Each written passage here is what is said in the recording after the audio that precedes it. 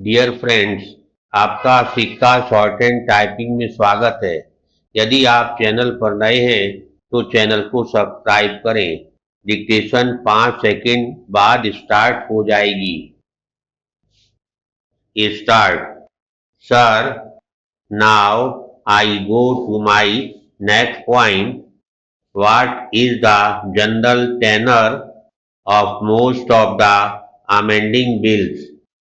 Interestingly, after 1956, we had the amending bill of 1969. There were two bills in 1964. The general tenor of the bill was known, whether it was restricting the corporate sector or it was liberal or for what purpose. But this particular bill is a little different in the sense that after the present government came to power, it announced policies which were very liberal to the corporate sector. Liberal does not mean that they can break the laws. Liberal means that the government lays down the framework of the industrial policy, and within the framework of that policy, government wants to give the corporate sector a little leeway to operate. But here I find under section 270 or section 372 a whole new definition is given to intercorporate deposits, including deposits within the meaning of loan, not only creates trouble for the corporate sector, it is violence to the English language.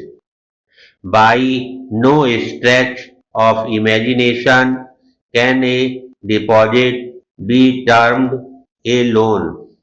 We are making deposits in banks. They cannot be called loans. We are not giving loans under intercorporate deposit.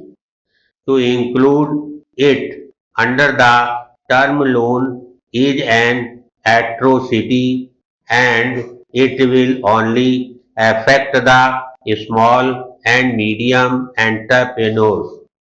The bigger companies can get enough loans from companies, from government institutions. In spite of our talk of socialism and decentralization, it is always the bigger companies which get the larger cake out of the government resources, and it is the small and medium people who are hit hard by this provision. While ostensibly it is meant to protect the small man, the people who are really hit by the tenor of this bill are the small and medium entrepreneurs. The MRTP and FERA companies are not affected by this bill at all. I do not suggest that there should be any restriction put on MRTP or FERA companies which are not realistic. What I submit is, in the scheme of things, the industrial policy resolution from the time of Jawaharlal Nehru, which government still professes, is a relevant document. I feel in terms of fulfilling those objectives, there should be restrictions only on MRTP and FERA companies. Small and medium sized companies should be outside the orbit of most of these restrictions. Only then will the company law be effective.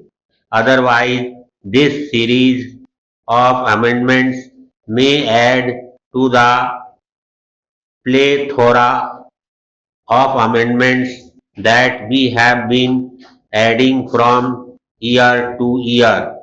Thank you.